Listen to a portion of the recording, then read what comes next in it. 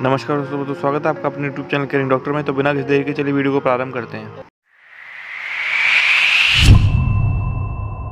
आज की इस वीडियो में आपको यूपी नीट काउंसलिंग के रिगार्डिंग कंप्लीट डिटेल जानकारी दूंगा कि कैसे आपको चॉइस फिलिंग करनी है और किन बातों का विशेष ध्यान रखना है आपको काउंसलिंग कराते समय, जिससे कि आपको बाद में पछताना ना पड़े और आपका साल भी ख़राब ना हो और साथ ही आपकी सिक्योरिटी मनी भी जब्त ना हो। तो इस वीडियो को कंप्लीट एंड तक देखें, जिससे कि आपको पूरी डिटेल जानकारी मिल सके। और साथ ही आपको इस वीडियो में कॉलेज प्रेफरेंस लिस्ट भी दी जाएगी, इसलिए वीडियो को कंप्लीट एंड तक देखें बिना स्किप किए। सबसे पहले आइए बात करते हैं कॉलेज प्रेफरेंस लिस्ट की। कॉलेज प्रेफरेंस की लिस्ट आप स्क्रीन पर देख सकते हैं। जो प्रेफरेंस आपको स्क्रीन पर दिखाई दे रहा है, इस प्रेफरेंस में ही आप कॉलेजेस को फिल करें, जिससे कि आपको कम मार्क्स में भी एक अच्छा प्राइवेट मेडिकल कॉलेज यूपी में मिल सके। यूपी के फर्स्ट राउंड में सबसे कम कट ऑफ जाती है प्राइवेट मेडिकल कॉलेजेस में, इसलिए कॉलेज प्रेफरेंस की लिस्ट को ध्यान से फिल करें, जिससे कि आपको कम मार्क्स में भी एक अच्छा प्राइवेट मेडिकल कॉलेज मिल सके। अगर आपने कम मार्क्स का कॉलेज सबसे ऊपर फिल कर दिया तो आपको वही कॉलेज मिल जाएगा, फिर आपको बाद में पछताने से कोई फ़ायदा नहीं होगा।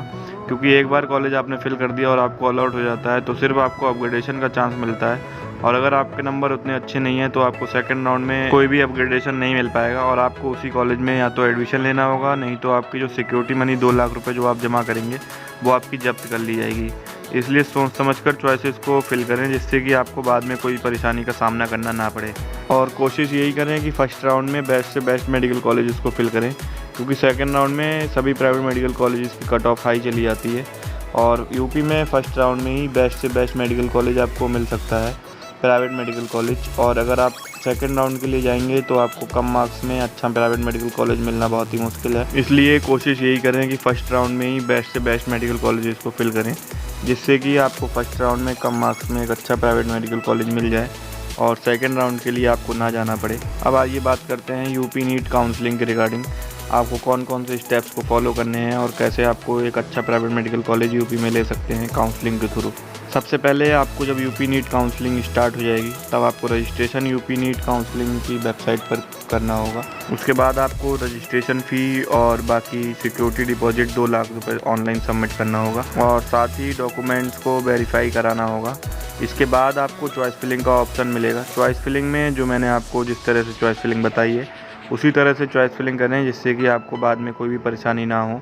उसके बाद चॉइस फिलिंग करने के बाद चॉइसेस को लॉक करना ना भूलें, क्योंकि अगर आप चॉइसेस को लॉक नहीं करेंगे तो चॉइसेस आपकी जो भी हैं वो मान्य नहीं करी जाएंगी और आप फिर उस राउंड के लिए एलिजिबल नहीं रहेंगे। आपको नेक्स्ट राउंड के लिए दोबारा से चॉइस फिलिंग करनी होगी और चॉइसेस को लॉक करना होगा।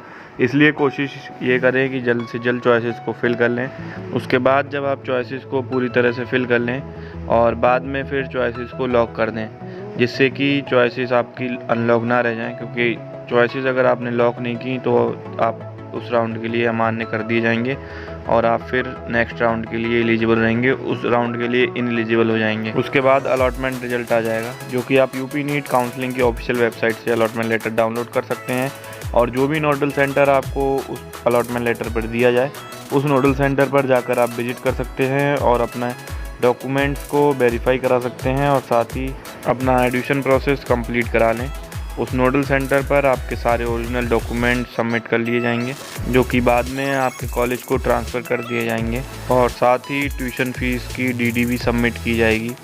उसके बाद आप कॉलेज में जाके अपना एडमिशन प्रोसेस कंप्लीट करा सकते हैं और हॉस्टल चार्जेस और बाकी चार्जेस को सबमिट कर सकते हैं।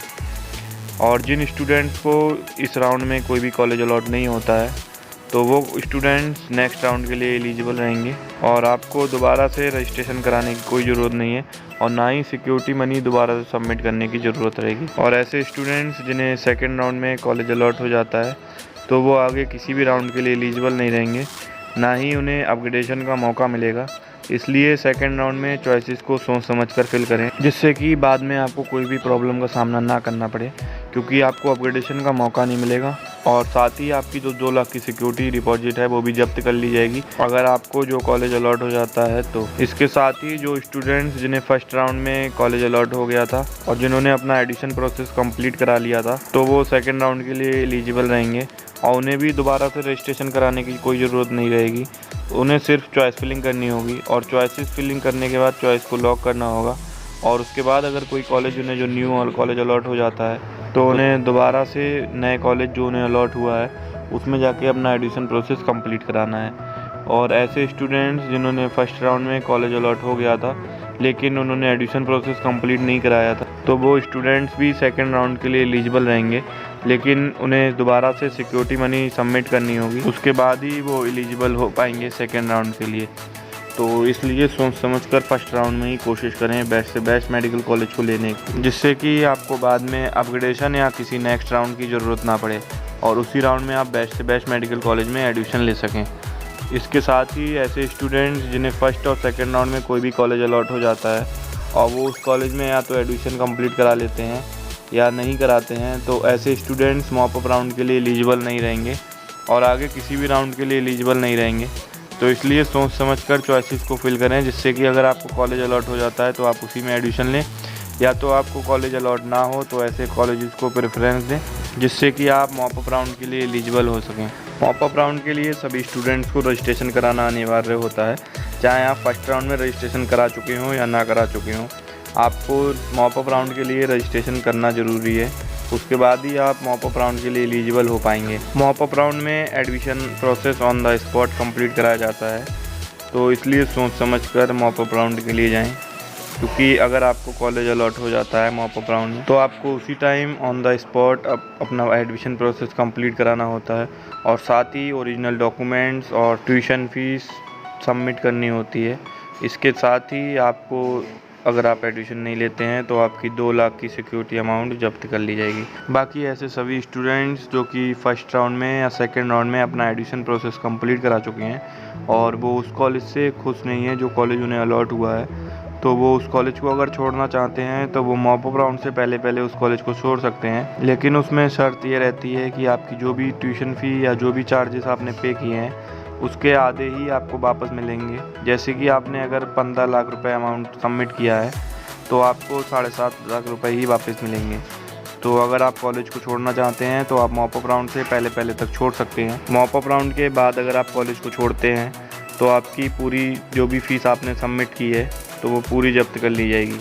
अगर आपने 15 लाख रुपए सबमिट किए हैं तो पूरे 15 लाख रुपए जब्त कर लिए जाएंगे, सिर्फ आपको ओरिजिनल डॉक्यूमेंट आपके वापस किए जाएंगे। तो इसलिए अगर आप किसी भी कॉलेज में एडमिशन ले रहे हैं तो पहले उसकी पूरी डिटेल जानकारी ले लें, उसके बाद ही उस कॉलेज में एडमिशन लें। और अगर आप एडमिशन ले भी लेते हैं तो हॉस्टल चार्जेस और बाकी चार्जेस पहले पे ना करें, क्योंकि बाद में उन चार्जेस का मिलना बहुत ही मुश्किल हो जाता है। तो पहले कोशिश यही करें कि 1-2 दिन उस कॉलेज को देख लें, उसके बाद ही उस कॉलेज में अपना एडमिशन प्रोसेस कंप्लीट कराएं, क्योंकि आपको 5.5 साल उस कॉलेज में गुजारने हैं। और अगर आप पहले ही उस कॉलेज को छोड़ देते हैं अपना अलॉटमेंट के बाद तो आपको सिर्फ 2 लाख का जो आपने सिक्योरिटी डिपॉजिट जमा की है सिर्फ उसका नुकसान होगा। और अगर आप बाद में उस कॉलेज को छोड़ते हैं तो आपको या तो आधी फ़ीस या पूरी फ़ीस खोनी पड़ सकती है। तो इसलिए सोच समझकर पहले से ही कॉलेज को देख लें, उसके बाद ही उन कॉलेजेस को ही फिल करें जिनको आप देख चुके हैं, क्योंकि अगर आपको कोई भी कॉलेज ऐसा अलॉट हो जाता है जिसके बारे में आपको जानकारी नहीं है और बाद में अगर आपको उसके बारे में कोई भी गलत इन्फॉर्मेशन पता लगती है तो या तो आपको सिक्योरिटी डिपॉजिट खोनी पड़ सकती है या पूरी या आधी फ़ीस खोनी पड़ सकती है। तो इसलिए सोच समझकर कॉलेजेस को फिल करें और पहले सभी कॉलेजेस के बारे में डिटेल जानकारी ले लें, उसके बाद ही उन कॉलेजेस को चॉइस फिलिंग में फिल करें और चॉइसेस को लॉक करें, क्योंकि चॉइसेस एक बार अगर लॉक हो जाती हैं तो आपको दोबारा से फिल करने का मौका नहीं मिलेगा। वही कॉलेजेस जो आपने चॉइसेस में फ़िल किए हैं उन्हीं कॉलेजेस की प्रेफरेंस के अकॉर्डिंग आपको कॉलेज अलॉट हो जाएगा। तो इसलिए चॉइस लॉक करने से पहले इस बात का भी विशेष ध्यान रखें कि आप उन्हीं कॉलेजेस को प्रेफरेंस दें जिन कॉलेजेस को आप लेना चाह रहे हैं। यूपी के लगभग सभी प्राइवेट मेडिकल कॉलेजेस और जो इस साल न्यू मेडिकल कॉलेज ऐड हुआ है SKS hospital medical college and research centre जो कि मथुरा में ओपन हुआ है, उसकी भी डिटेल वीडियो मैंने चैनल पे अपलोड कर रखी है। आप चैनल पे जाके आपको जिस भी कॉलेज के बारे में डिटेल जानकारी लेनी है आप उसकी वीडियो वॉच कर सकते हैं। और साथ ही अगर आपका कोई भी डाउट रह जाता है तो आप कमेंट करके पूछ सकते हैं। और इसके साथ ही आप एक बात का विशेष ध्यान और रखें कि आप अपने स्तर पर भी उस कॉलेज की पूरी डिटेल जानकारी ले लें, जिससे कि आपको बाद में पछताने का कोई भी मौका ना मिले और आप एक अच्छे प्राइवेट मेडिकल कॉलेज में एडमिशन ले सकें और एक अच्छा और एक सर्वश्रेष्ठ डॉक्टर बनकर बाहर निकलें। बाकी मैंने पूरी कोशिश की है यूपी नीट काउंसलिंग और चॉइस फिलिंग के रिगार्डिंग पूरी कंप्लीट डिटेल जानकारी देने की। इसके अलावा भी अगर आपका कोई भी डाउट रह जाता है तो आप कमेंट करके पूछ सकते हैं और कमेंट में ये बता सकते हैं कि आगे आपको किस पर वीडियो चाहिए। मैं कोशिश करूँगा उस पर वीडियो बनाने की। और भी ऐसी वीडियोस देखने के लिए आप चैनल को सब्सक्राइब कर लें और बेल आइकन को भी प्रेस कर लें। Thanks for watching.